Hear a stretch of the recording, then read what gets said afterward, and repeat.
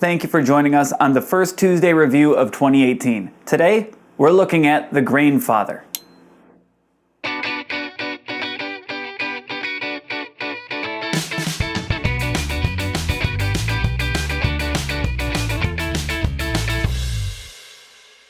Hey everybody, Scott from West New York Brews here. I've been brewing outside for 6 years, and the vast majority of those brews have been on a 10-gallon system, gravity fed with my Coleman Extreme mash tun and a DIY copper manifold into a 15-gallon kettle from Restaurant Depot. I fly sparged with an Igloo water cooler type cooler from Lowe's and a DIY CPVC sparge manifold. I was getting good efficiency and good results. So I was skeptical of the all-in-one brewery units and asked Grainfather for help in trying one. They connected me with a helpful rep who provided one to try. In exchange, I'm making this video to give you my impressions. No other compensation was asked for, offered, or accepted. And I've already returned the Grainfather back to Grainfather. I mention all that in the interest of honest disclosure. These are my thoughts, not necessarily the thoughts of Grainfather or anyone else.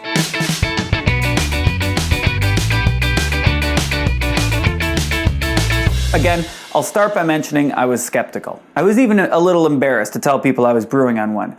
It flies in the face of the DIY nature I've always employed when upgrading equipment. You can see an example of that on my YouTube channel while adding a ball valve to my kettle. Without knowing the exact Grainfather process, I may have even considered it cheating to use an all-in-one system like this. I still consider it less than brewing when I see advertisement for products that label themselves as the Keurig of brewing beer or the Nescafe of brewing beer. I was wrong to group the Grainfather into those type of products. The truth is, I've really enjoyed brewing on the Grainfather, and it's changed very little of my brewing process.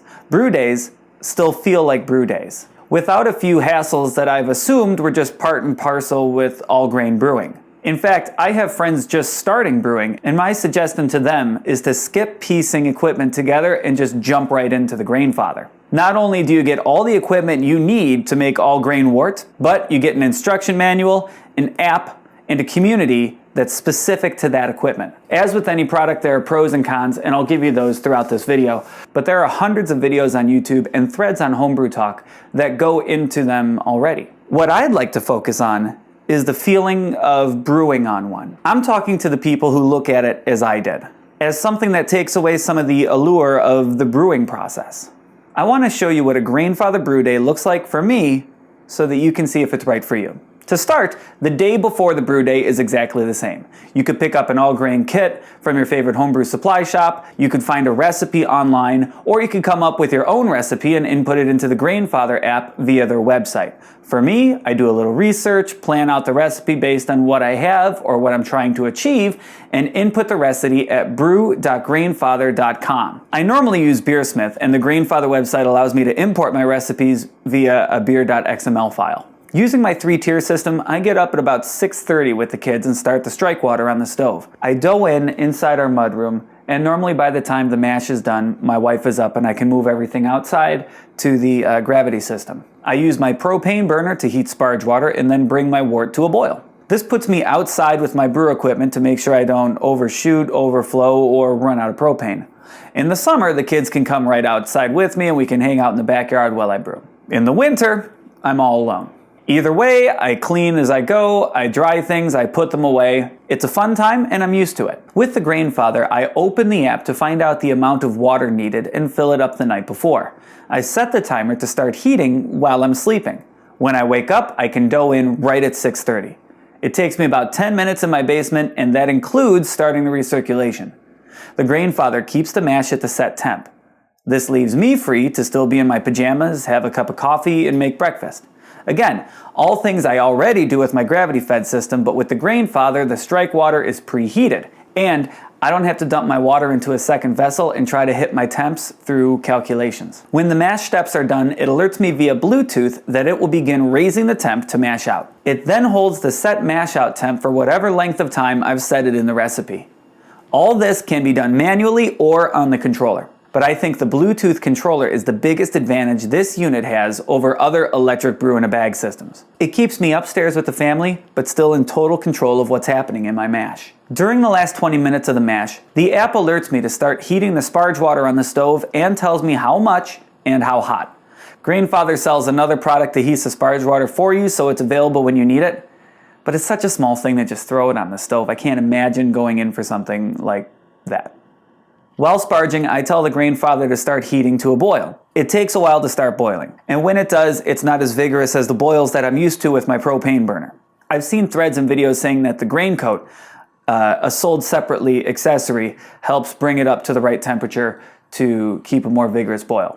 I was initially worried about the low boil, but I haven't experienced any issues. I entered a Munich Hells in a local competition and scored second place in my category with a score of 40. It was over 90% Continental Pilsner malt and only a 60-minute boil on the Grainfather. Since it doesn't seem like an issue, I can't really call this a con. Unless I were brewing outside, where I don't think I would have enough power to reach a boil in a Buffalo winter. The app times your boils and alerts you to add hops based on your recipe. Here's another con. The filter at the bottom of the unit to prevent solids from getting into the pump is pretty small and gets pretty covered with any amount of hops. I found that with anything over a small bittering charge should be thrown into a hop spider or a bag. It seems I have a use for my Mangrove Jack hop spider after all. To make it easier to clean the hop spider afterwards, I use a 1-gallon paint strainer bag from Value and just put it right on there and it holds it open. When I'm finished, I just toss the bag and rinse the spider. After the boil, the controller shuts off the pump and the heater so you can start chilling. The included counterflow chiller is really nice. Having never used a counterflow, I was surprised how well it actually works. It sits on the lid and the plastic bottom fits right into the hole. Per the instructions, you run the hot water through the chiller for a few minutes before turning on your tap to sanitize the counterflow. After turning on the tap, you can watch the temp on the controller go down, but that's not measuring the output of the chiller, that's the temp inside the Grainfather. So what you're looking for is the temp coming out of the output hose of the chiller to be at a good pitchable temperature.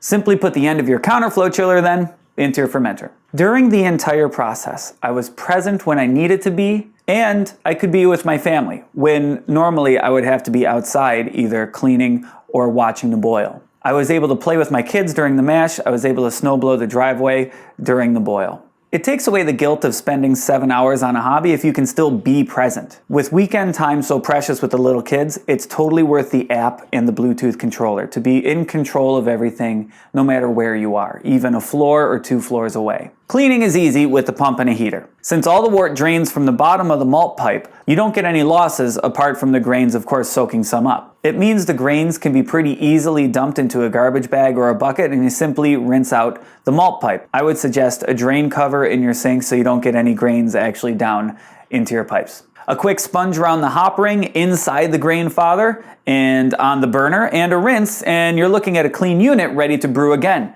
If you're done for the day, you fill it up with hot water and PBW and let it run for 15 minutes through the recirculation arm and the counterflow, then rinse and do the same with clean water. At this time, again, you could be doing something else and timing it with the app. When it's finished, I give it a quick dry and put most of the pieces back in the unit to store until next time.